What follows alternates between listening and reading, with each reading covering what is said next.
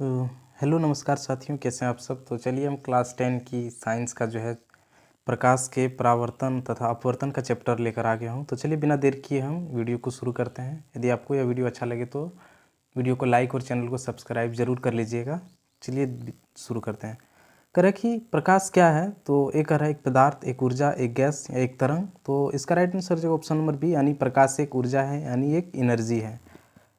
कह रहा है कि क्वेश्चन नंबर 2, प्रदीप्त वस्तुएं क्या होती है जो प्रकाश उत्सर्जित करती है, जो प्रकाश अवशोषित करती है, जो प्रकाश को प्रतिबिंबित करती है या जो प्रकाश का परावर्तन करती है।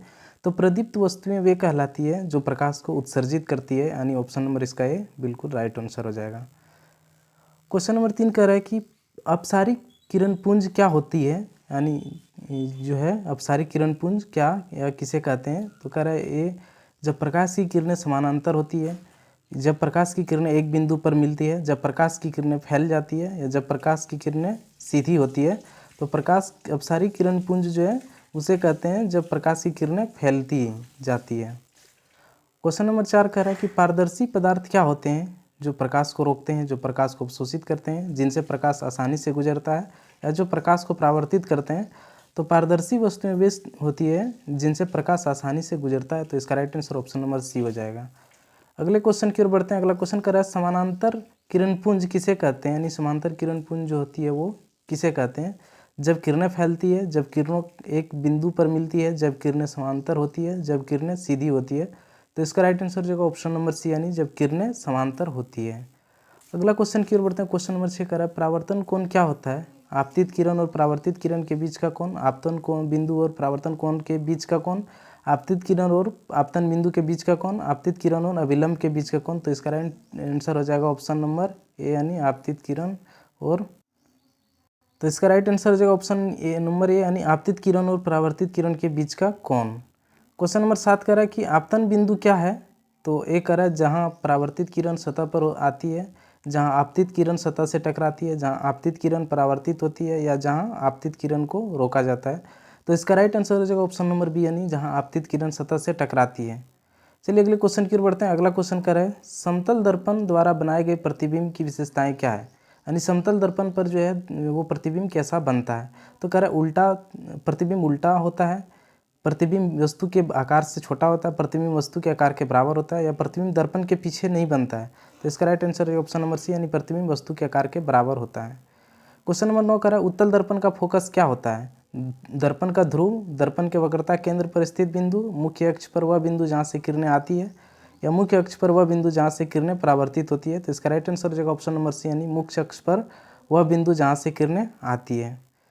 कह रहा है कि अवतल दर्पण का उपयोग किसमें किया जाता है। ऑप्शन ए कह रहा है साइड मिरर में, बी हजामती दर्पण में, सी टेलीस्कोप में, डी सर्च लाइट में। तो इसका राइट आंसर है ऑप्शन नंबर डी यानी ऑप्शन नंबर बी यानी हजामत दर्पण में जो है अवतल दर्पण का उपयोग किया जाता है, क्योंकि अवतल दर्पण जो है कोई भी वस्तु को उसके वास्तविक आकार से थोड़ी बड़ी आकृति बनाती है। क्वेश्चन नंबर 11 कह रहा है गोलीय दर्पण की वक्रता त्रिज्या क्या होती है, यानी गोलीय दर्पण की जो वक्रता त्रिज्या है यानी आर वो क्या होती है। तो ध्रुव से वक्रता केंद्र तक की दूरी, ध्रुव से फोकस तक की दूरी, दर्पण की चौड़ाई या दर्पण की लंबाई। तो इसका राइट आंसर है ऑप्शन नंबर ए ध्रुव से वक्रता केंद्र तक की दूरी। अगले क्वेश्चन की ओर बढ़ते हैं। अगला क्वेश्चन नंबर 12 कह रहा है आभासी प्रतिबिंब कैसे होता है। तो एक कह रहा है उल्टा और छोटा, सीधा और बड़ा, उल्टा और बड़ा, सीधा और छोटा। तो इसका राइट आंसर हो जाएगा ऑप्शन नंबर डी यानी सीधा और छोटा। कह रहे कि गोलीय दर्पण की फोकस दूरी और तीव्रता वक्रता त्रिज्या का संबंध क्या है। तो कह रहा है कि एफ बराबर आर, एफ बराबर 2r, एफ बराबर r/2 और एफ बराबर 2r/3। तो इसका राइट आंसर हो जाएगा ऑप्शन नंबर सी यानी एफ बराबर r/2 यानी इसकी जो वक्रता त्रिज्या होती है वो फोकस जो होती है वो त्रिज्या की आधी होती है। क्वेश्चन नंबर 14 कह रहा है कि पारभासी पदार्थ क्या होते हैं जिनसे, ऑप्शन ये कह रहा है जिनसे होकर प्रकाश पूरी तरह से गुजर जाता है, जिनसे होकर केवल एक भाग प्रकाश गुजरता है या जिनमें से होकर कोई प्रकाश नहीं गुजरता है या जिनसे होकर प्रकाश बिना परावर्तन के गुजरता है। तो इसका राइट आंसर हो जाएगा ऑप्शन नंबर बी यानी जिनसे होकर केवल एक भाग प्रकाश गुजरता है। अगले क्वेश्चन की ओर बढ़ते हैं। क्वेश्चन नंबर 15 करा वास्तविक प्रतिबिंब क्या होता है। और क्वेश्चन ऑप्शन नंबर 1 करा वस्तु की अपेक्षा सीधा होता है, वस्तु की अपेक्षा उल्टा होता है, पर्दे पर प्राप्त किया जा सकता है, पर्दे पर प्राप्त नहीं किया जा सकता। तो इसका right answer option number C हो जाएगा पर्दे पर प्राप्त किया जा सकता है।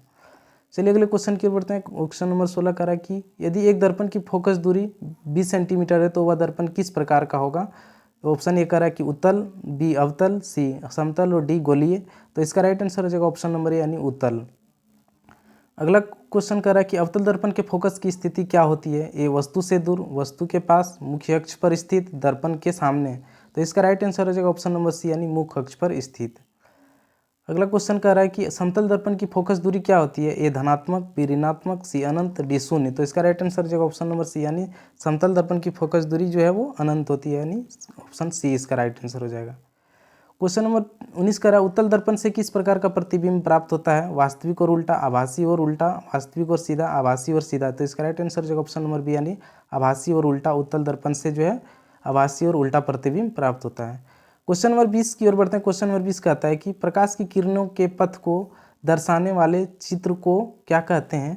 ए कह रहा है किरण आरेख, बी प्रकाश चित्र, बी सी प्रतिबिंब चित्र और डी परावर्तन चित्र।